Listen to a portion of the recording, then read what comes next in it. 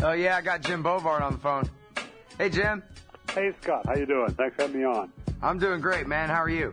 Doing good. Appreciate you joining us on the show today. Y'all know James Bovard. He's the most successful libertarian journalist in world history. He's the author of The Farm Fiasco and the Fair Trade Fraud, Freedom in Chains, and Feeling Your Pain. Ugh, I just want to spit every time I think of Bill Clinton's face. And then, of course, Terrorism and Tyranny, The Bush Betrayal, and Attention Deficit Democracy. And, man, if y'all haven't read Attention Deficit Democracy, I'm serious. It ain't just because this guy's my pal. It's because that book is awesome. You got to read it. You have to read it, or you don't know. I mean that. Go read that freaking book. All right, so now let's talk about the federal pigs here for a minute, the FBI agents. I saw somewhere in here, I have a tab, Jim, where you were talking about the Patriot Act and this supposed, Civil Liberties Board that's where the government, since the judges sure as hell won't do it, I guess the Civil Liberties Board is going to protect our freedom from the Patriot Act, huh? Well, it's interesting to see how these scams originate. Back in 2004, Bush was trying to gin up support in Congress for reenacting some of the worst parts of the Patriot Act. There was a sunset provision, and Bush was saying, "Look, don't worry, this is not going to be abused." So what he did was, on his own, Bush created a Privacy and Civil Liberties Oversight Board and put all of his own people on it. And not surprisingly, everything that Bush did was compatible with civil liberties and privacy. It was a big surprise. It was a bunch of almost all the board members were long-term GOP hacks, and they were so servile that they even endorsed that National Security Agency warrantless wiretaps on Americans' phone calls and emails. They had no trouble with that. I mean, it was there was almost nothing that Bush could do that they would have any objection to. Yeah, like the Democratic Congress, just the rubber stamp. Well, yeah, it was GOP was controlling Congress until that. In 2006, Democrats took over, and then Congress mandated that the board would have be a little more independent, but it never really got any independent or even pseudo-independent members. Part of what was fascinating. Meanwhile, they raced to legalize the warrantless wiretapping themselves. Right. Both parties were guilty. That the GOP was more guilty, but they could not have done it without the Democrats.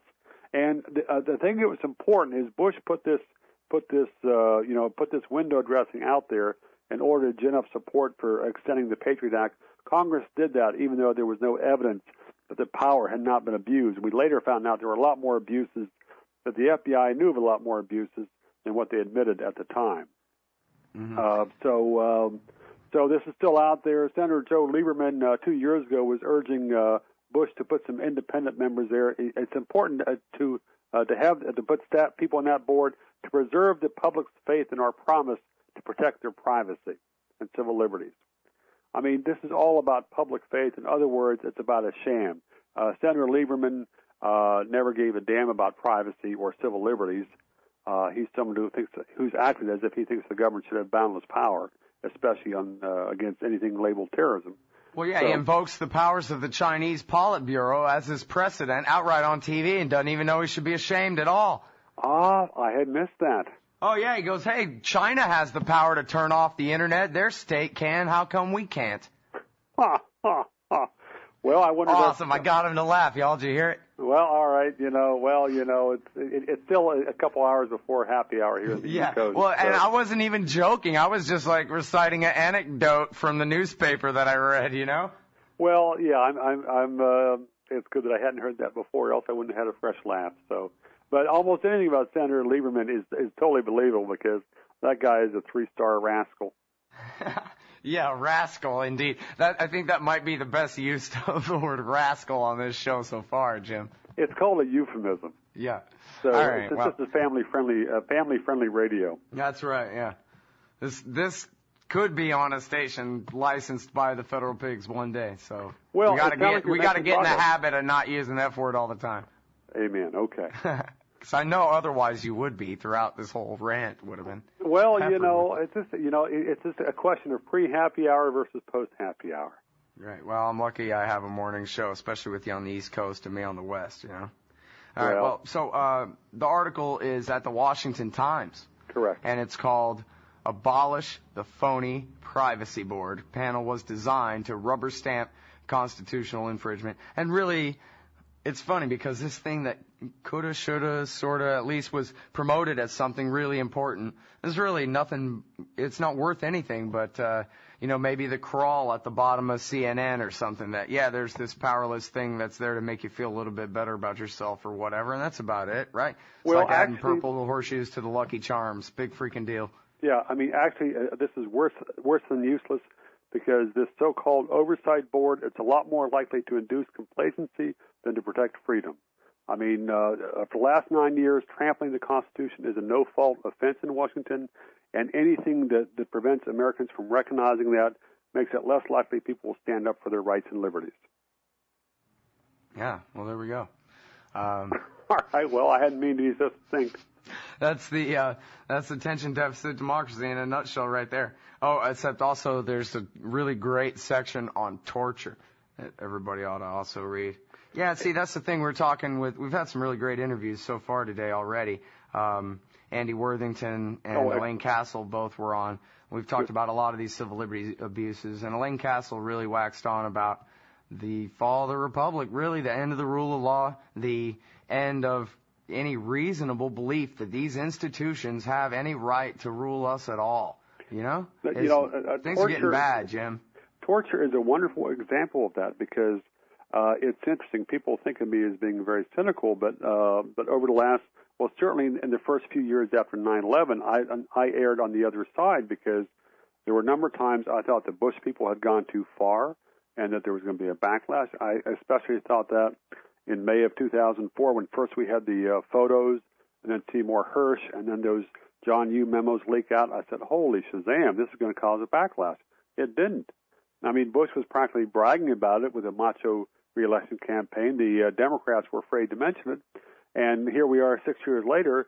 There is no high-ranking federal official who's been held liable for this regime of torture.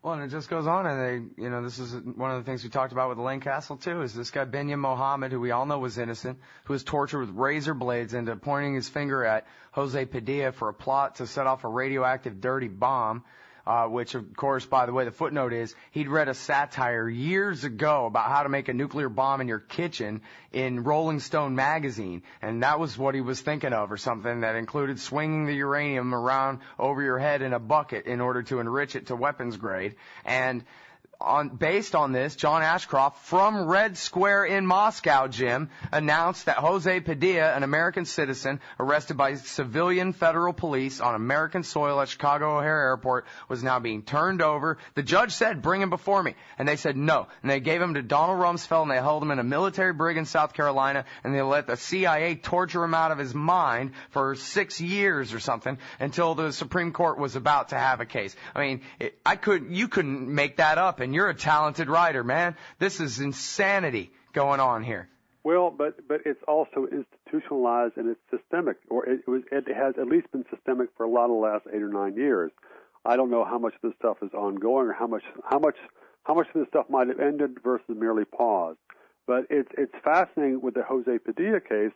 That was before, I've forgotten how many federal judges heard bits and pieces of that case, but you had clear evidence or at least probable cause that there had been torture going on, and the judges never dug into that.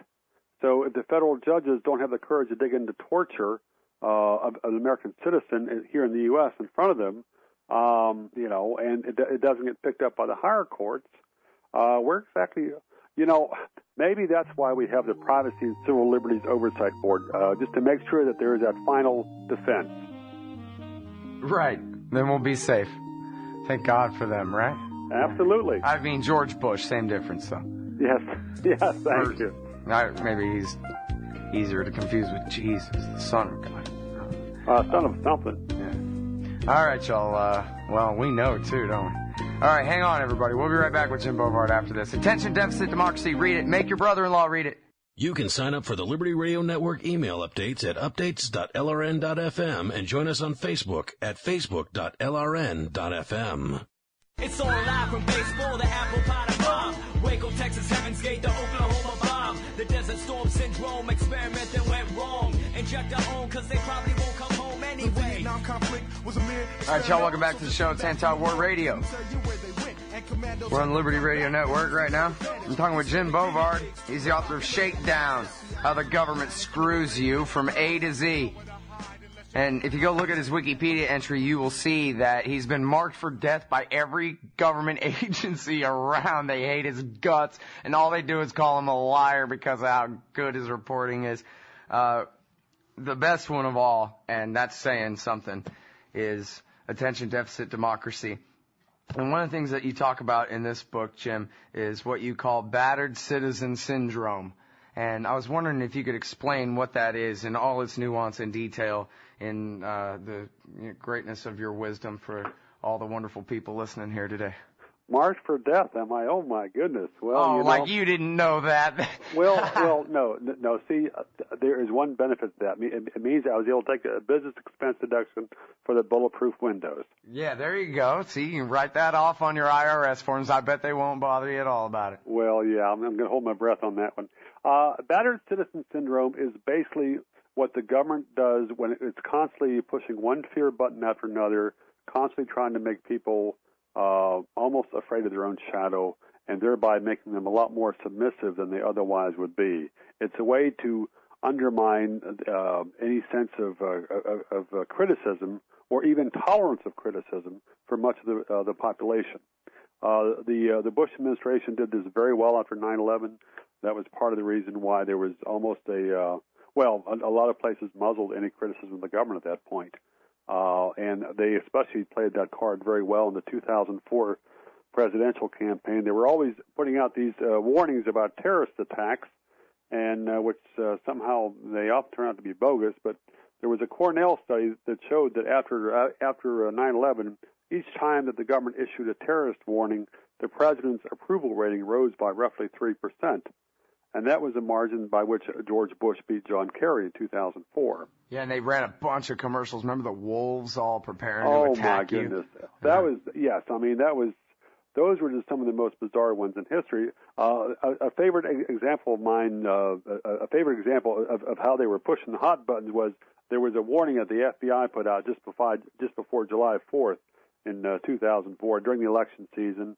And the folks at the FBI were very worried about beer coolers floating down the river that might have bombs in them. Yeah. Well, I mean, that's the ultimate way to stir up the redneck vote. Well, my favorite one was on a top-of-the-hour news break. I heard one time. I've Googled the hell out of this and never was able to find another reference to it anywhere. But it was, I guess, ABC News at the top of the hour on the radio or something. And it was, there's a terrorism Al-Qaeda threat against a school somewhere in Texas. Look out. And I'm going, come on, man. Well, there's like 1,000 counties in Texas with, at least a dozen schools in each one or something, at a minimum, even out in West Texas or something. I mean, how many schools are there in Texas? Anybody ever counted how many schools there are in Texas? And this is the kind of thing that they're threatening people with. Somebody could kill your kid today if you're one of the tens of millions of people who live in that gigantic state. Well, and part of the real frustration was that there were so many points that the government was obviously, either lying or putting out stuff that should have been shot down, but the media or editors were very often afraid to criticize it. And it was almost as if the government had free rein to mess with people's minds. And there was the illusion that you had a critical media and there was a check and balance, but it didn't exist for the most part. Yeah. Well, and you know what? I try not to make it personal too much. I mean, I hate cops personally and that kind of thing, but my politics is mostly about stop picking on the poor Somalis, It's not about me, but I really resent the hell out of this because there's somebody that I care very much for who had some, mental health issues, and George Bush didn't tell her, don't be afraid, it's going to be all right. He told her, and just shoved her off the edge of the cliff. So they're going to kill you. They're going to kill you if I don't protect you. And, that is interesting. And drove her into insanity, Jim. Wow. That's sad. And that's one out of a lot of people who live